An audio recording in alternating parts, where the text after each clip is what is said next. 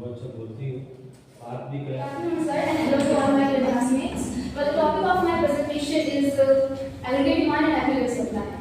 So, when we talk about aggregate demand and aggregate supply, we can say this is like a macroeconomics is like a pillar. It doesn't reflect an individual phase, but the entire nation's pulse. Economics at the macro level revolves around the total performance of economies as a whole, encompassing the aggregate behavior of households, firms, and the government. To the most powerful instrument that defines the performance are aggregate demand and aggregate supply. While aggregate demand captures the desire, willingness, and the ability of different sectors to spend on economy's output, on the other hand, aggregate supply captures the productive potential and willingness of producers to supply that output.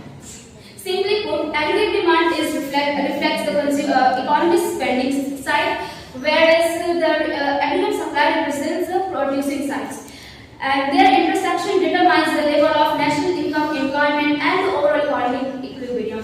A state where the forces of demand and supply are perfectly balanced and there exists neither inflationary nor deflationary pressure. Equilibrium is not merely a static condition. It is a dynamic balance influenced by fiscal policy, monetary conditions, consumer confidence, and technological process. It reflects how an economy allocates its scarce resources efficiently to achieve both stability and growth.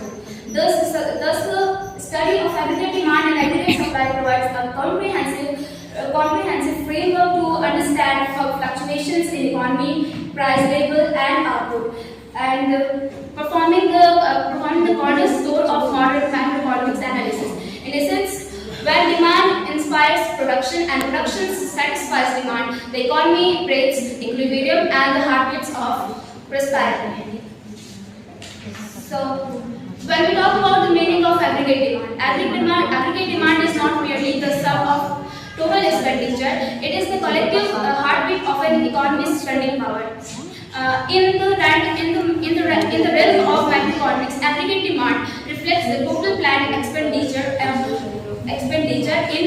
on all final goods and services produced with a country's domestic territory at given overall price level during a specific period of time. Simply put, it reflects the total demand for a nation's output, the combined desire of consumers, firms, that government and firms voice to purchase the goods and services of the economy. Thus, aggregate demand captures the spending side of the economy, showing how much all sections intend to buy